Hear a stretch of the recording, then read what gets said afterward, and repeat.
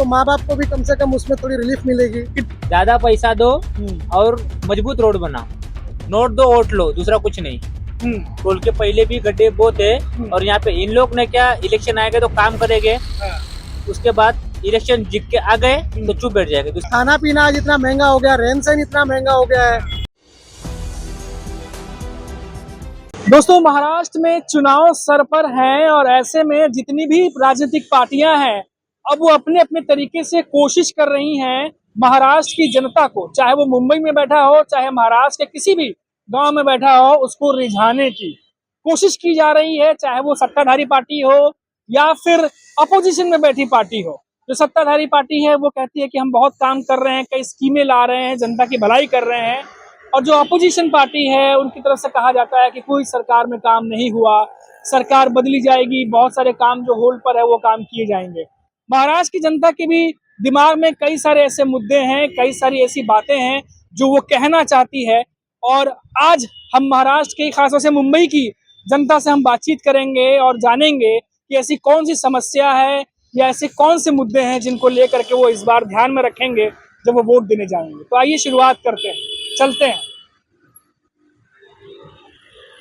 नमस्कार सर। नमस्कार sir, 4 PM से हम लोग हैं। नमस्कार। नमस्कार, कैसे हैं आप? बस ठीक ठीक है। आज हम जनता से उनकी राय लेने पहुंचे हैं क्योंकि चुनाव सर पर है और तमाम जो पार्टियां हैं वो अपने तरीके से लोगों से मिल रही हैं, हम ये करेंगे वो करेंगे। अच्छा सर, ये बताइए कि बहुत सालों से आप यहाँ पर होंगे, कितने सालों से रह रहे हैं मुंबई? करीब करीब 25 साल के ऊपर हो गया जी। ये बताइए सर कि क्या ऐसे मुद्दे हैं यहाँ के जो लगता है कि समाप्त नहीं होते, और आप जब वोट देने जाएंगे तो आपके दिमाग में होगा कि मैं ये मुद्दे को सोच करके जाने वाला हूँ? नहीं, देखिए मुद्दे तो सबसे बड़े, देखिए सस्ती शिक्षा होनी चाहिए, सस्ता हॉस्पिटलाइजेशन होना चाहिए, और पब्लिक का रहन सहन आज की तारीख में तो इतना महंगा हो गया है कि एजुकेशन को लेके देखो कि हॉस्पिटलाइजेशन को लेके देखो कि एक बच्चा भी सर्वाइव मतलब पालना बड़ा मुश्किल है लोगों के लिए जी। और बाकी तो आप रोडों की हालत तो देख ही रहे हैं, बारिश में हर साल टूट जाते हैं, हर साल नहीं बनते हैं। अब मीरा भाईंदर में देख लीजिए, ग्रिल लगवाए जा रहे हैं, ये क्या बोलते हैं इसको, पहले लोखंड के थे, अब उसको अपग्रेड करके लगवा दिया इन्होंने स्टील के। अब दूसरे तीसरे साल में वो फिर टूट जाने हैं। अब इतना पैसा वहाँ वेस्ट कर रहे हैं, यही पैसा बचा के अच्छा स्कूल्स कॉलेजेस और बच्चों के लिए कम से कम पढ़ाई सस्ती रहे तो माँ बाप को भी कम से कम उसमें थोड़ी रिलीफ मिलेगी। कितने बच्चे हैं आपके? मेरे 3 बच्चे हैं, लेकिन तीनों बच्चों की फीस भरते कि पूछिए मत, मतलब दम निकल जाता है। देखिए, सबसे जरूरी दिक्कत ये भी है दोस्तों कि मुंबई में लोग जब आते हैं तो उनको लगता है कि बहुत अच्छा कमा रहे होंगे, लेकिन मुंबई की ये भी बात है कि यहाँ जितना आप कमाते हैं उससे 4 गुना आप खर्च भी कर देते हैं।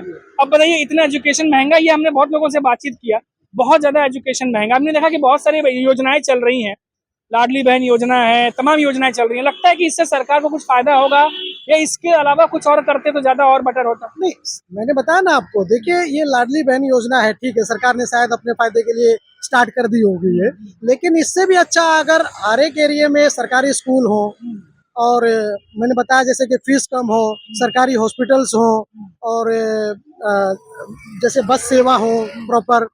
मीरा भाईंदर में है बस सेवा, अभी जस्ट स्टार्ट हुई है, कुछ बैटरी की बसें भी चालू हुई है, लेकिन हर रूट पे नहीं है जी। तो वो भी एक जरूरी है कि भाई हर रूट पे वो बसें होनी चाहिए, और लोग उससे अवेयर भी होने चाहिए। लोगों को खुद ही नहीं पता है कि मेरे रूट पे बस चल रही है, तो लोग बेचारे मजबूरन फिर रिक्शा से जाते हैं या अपने किसी साधन से जाते हैं। तो सबसे बड़ी बात यह है ना कि भाई हमको आम आदमी को क्या चाहिए, सस्ती शिक्षा, सस्ती हॉस्पिटलाइजेशन मैंने बताया, खाना पीना आज इतना महंगा हो गया, रहन सहन इतना महंगा हो गया है।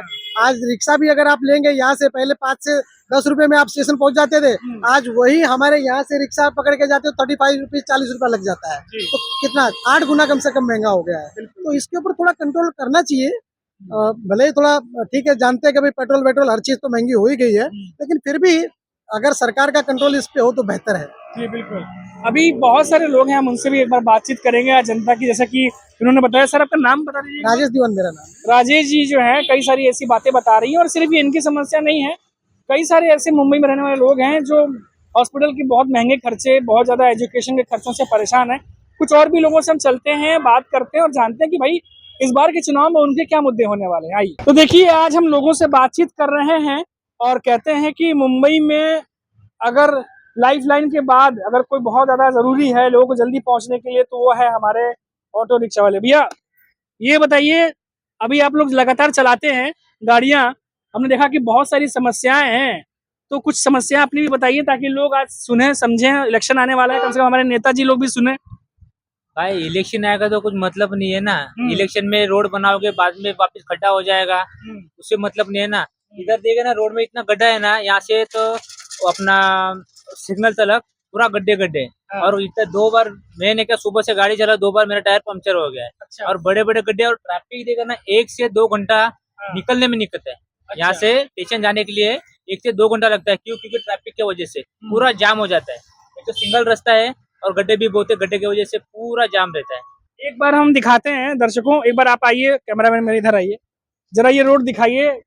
ये बारिश आते ही, अब तो बारिश चली गई, उसके बावजूद भी आप देखेंगे ये सड़कें देखिए आप, ये पूरा एकदम लाइन से पूरे गड्ढे गड्ढे। और जितने भी लोग इधर आते हैं ना, उनको तकलीफ इतनी होती है कि अभी जैसे ये बता रहे थे। अच्छा ये बताइए, आपने बताया ट्रैफिक की समस्या है, गड्ढों की समस्या है। गड्ढे नहीं रहेंगे तो ट्रैफिक ही नहीं होगा। गड्ढे है इसलिए पूरा ट्रैफिक जाम होता है जी।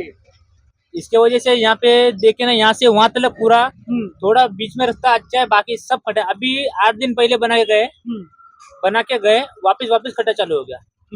तो ये लेकिन सरकार तो कहती है कि अब नई नई टेक्नोलॉजी का इस्तेमाल कर रहे हैं सड़क बनाने के लिए। सरकार क्या करती है, इलेक्शन आए तो काम करती है, उसके बाद ठप हो जाती है। नोट दो वोट लो, दूसरा कुछ नहीं।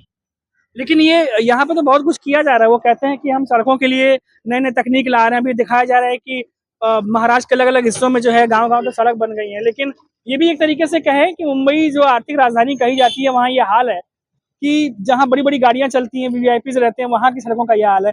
ये बताइए, यहाँ से तो टोल कुछ ही दूरी पर है, हमने देखा कि टोल को लेकर के भी बहुत सारे लोग हैं वो शिकायत करते रहते हैं कि टोल की वजह से बड़ी लंबी लंबी लाइनें लगती हैं। हाँ, टोल की वजह से बहुत लंबी लाइन लगती है। उधर भी देखे ना तो बहुत गड्ढे, टोल के पहले भी गड्ढे बहुत है। और यहाँ पे इन लोग ने क्या, इलेक्शन आएगा तो काम करेंगे, उसके बाद इलेक्शन जीत के आ गए तो चुप बैठ जाएंगे, दूसरा कुछ नहीं इनका।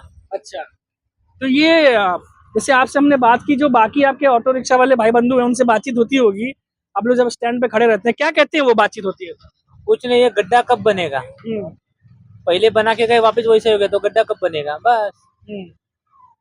कितना अगर पंचर वंचर होता है आपकी गाड़ी का, मेंटेनेंस का जो आप लोग खर्चा नहीं, कितना खर्चा महीने का बढ़ जाता होगा फिर? अभी गड्ढे के हिसाब से बोले गए तो महीने का तो नहीं, दिन में 2 या 3 बार पंचर हो जाता ही है। अच्छा। गड्ढा क्योंकि उसमें खीला आता है, पत्थर आता है, गड्ढे की वजह से बहुत गाड़ी का शॉक ऑब्जर्वर छूट जाता है, नहीं तो 5-6 हजार रुपये ऐसे चले जाता है। अच्छा, दूसरा कुछ नहीं। तो क्या अभी तो दर्शक भी देख रहे हैं, बहुत सारे लोग भी देख रहे हैं, इंडिया के देख रहे हैं, नेता भी बहुत सारे देख रहे होंगे, क्या मैसेज देना चाहेंगे, क्या करे, क्या किया जाए? मेरा बोलना एक ही है कि रास्ता बनाओ और अच्छा बनाओ।